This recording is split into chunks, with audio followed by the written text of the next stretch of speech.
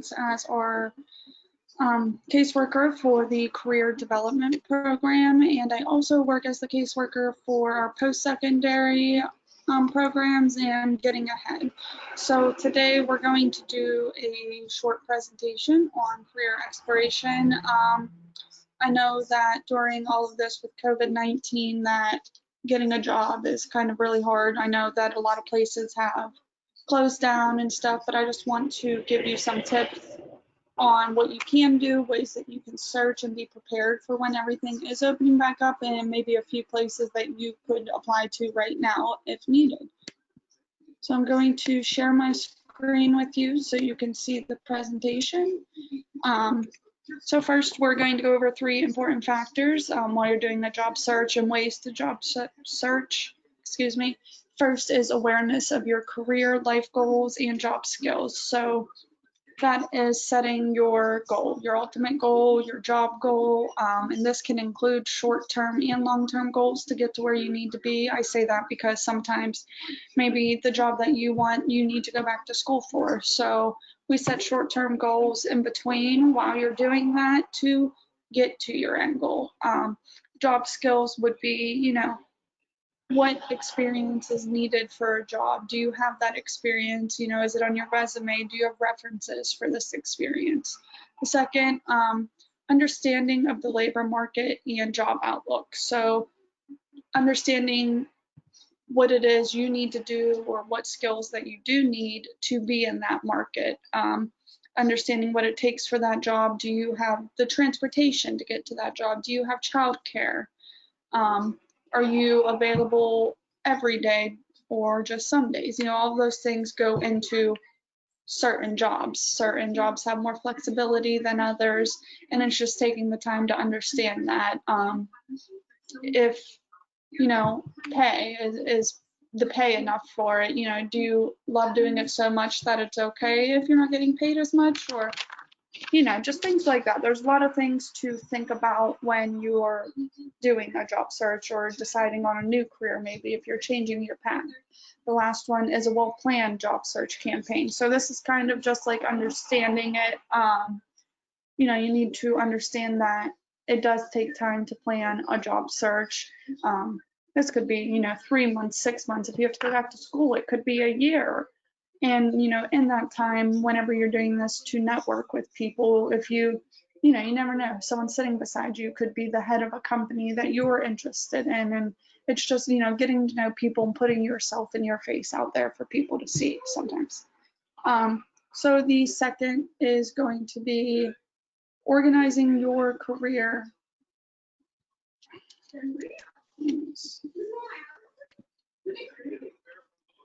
Sorry. Organizing your career search. So this is deciding on a career path, which could include going back to school, or it would just be, you know, kind of researching jobs that are in your area. Going back to school, there are a lot of schools in our area with a lot of great programs. Penn Commercial, Western Area Career Technology Center, CCAC, CalU. There's a few other places.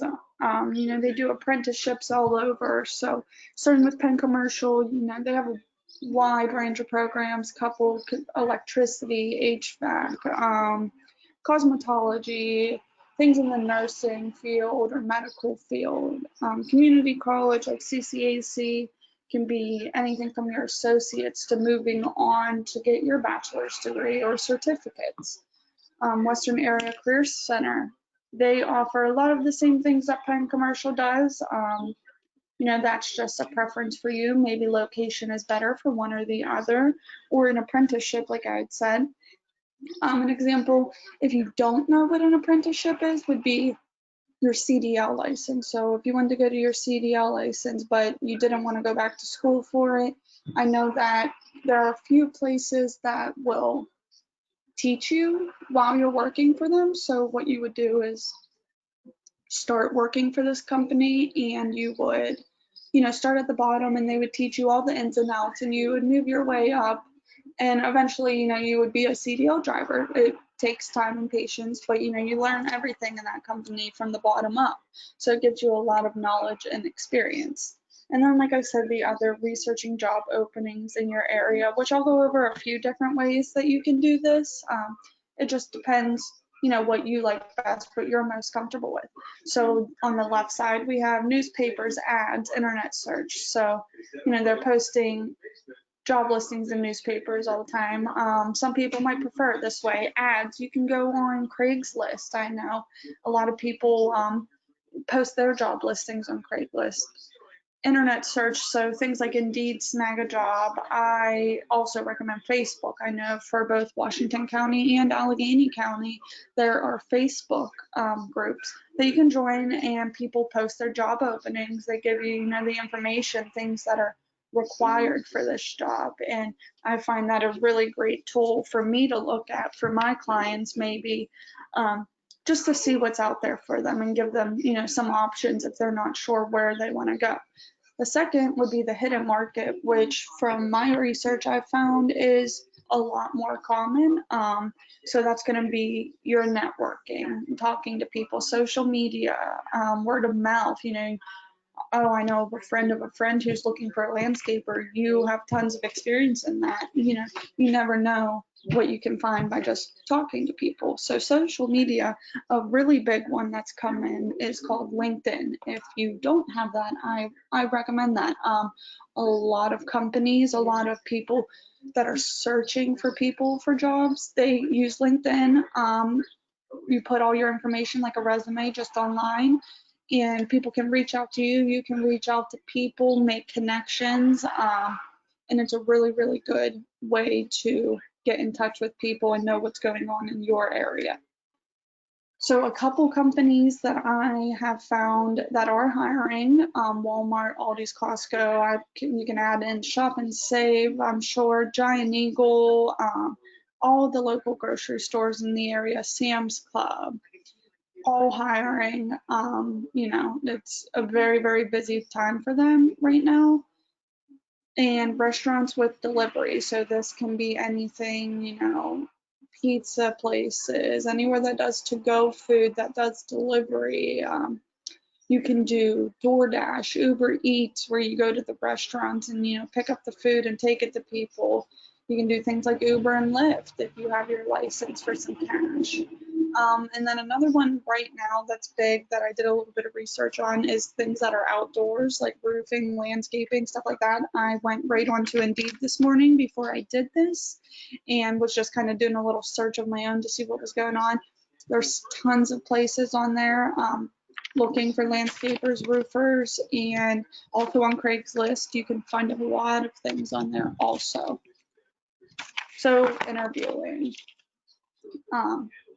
interviewing is still just as important during this as it would be any other day. I don't want people to think that, they're gonna not interview you because of what's going on and maybe, a company's in need. They're still going to do the interview.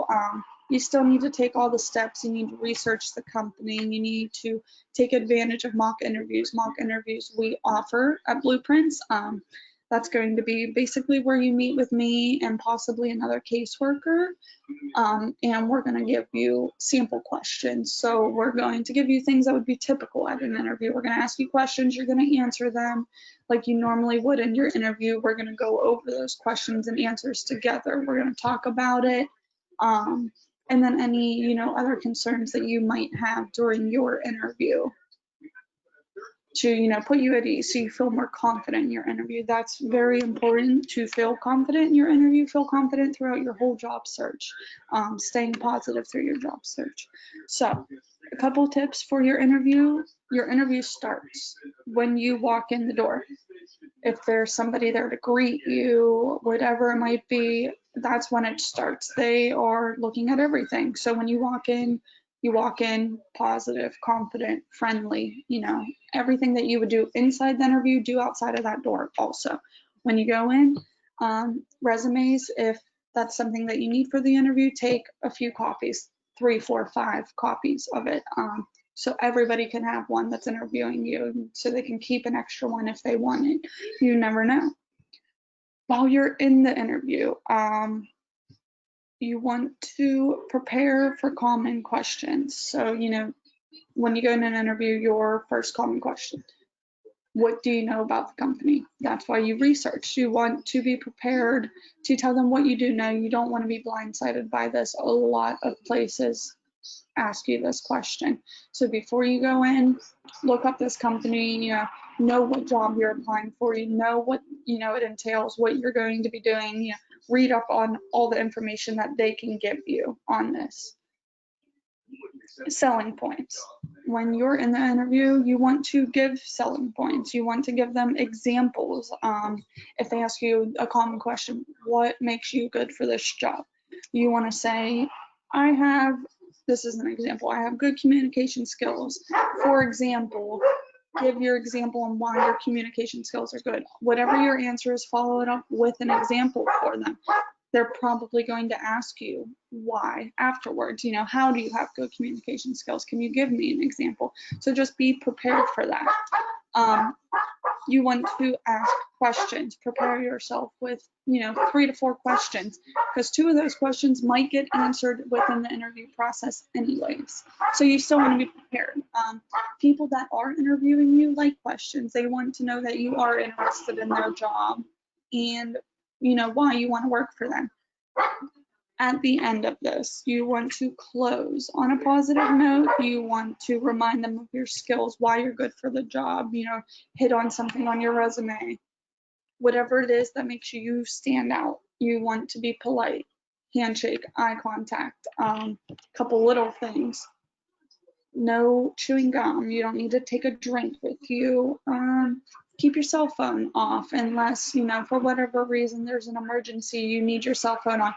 Let them know at the beginning. That's not going to be a problem. You just let them know first. If you have any questions, comments, concerns on interviewing and you want, more one-on-one with me, we can do a virtual session for this. We can do a mock interview, whatever it is that you might need. I put this in here at the end for people who have taken a career break. So this would be, you worked for 10, 15 years, whatever, in a certain field. You're ready to get back in that field, but you haven't done it in a while. I put a TED Talk on here. When I give this presentation, typically I show the TED Talk. It's really good. She just kind of goes over how she navigated through her career break. She gives you some tips and really useful information. It's about 10, 15 minutes. I recommend looking it up. I posted the link for you. So you can do that if you would like. So just a few things to do when you're doing this. It's very similar to your typical, finding a job. You're going to assess your situation and update your resume. You want to keep everything accurate. You don't need to hide it that you were on a career break. There are multiple reasons why people do this, but just update your resume, keep it accurate. Network, do the searching as you would do for a regular job. Talk to people who look who's hiring, do your research on this company. Do you currently meet all the qualifications? Have things changed? Do you need to do something like get a new certificate or update your clearances? There's 100 things. You want to do your research. Same as the interview. Be prepared for your interview. If you haven't had an interview in years, do a mock interview with us. Practice common questions, practice in the mirror, do whatever you need to do to be confident. That's the main goal. You want to look confident when you walk in to an interview. Of course, you're nervous, but still be confident, smile, engage. So lastly, contact blueprints for help to determine your next career move. I have listed there how to get in contact with me. You can do that. If you're looking for a job, I suggest you submit a master application. That is going to give me everything I need. If we need to make a resume, update a resume, it's kind of going to tell me what you're looking for a job. Please provide your email and your phone number. I will try to call you if I'm not able to get in touch that way. I would love to have your email to email you. Some people prefer email, some people prefer calls. That's fine, but just both so I can get in contact with you. And then I've listed my phone number, 724-225-9550, extension 422. you can leave me a message there. I will call you back because we're not in the office right now. So I'm checking my voicemail once to twice a day. And I'll definitely call you back. Just, leave a detailed message for me just so I know who I'm calling. If you guys have any questions or anything, we can do virtual sessions just like this, but it would be live. So I can talk to you and see you live, and we can, do whatever it is that we need to do, whatever your concerns are. Okay. Thanks, guys.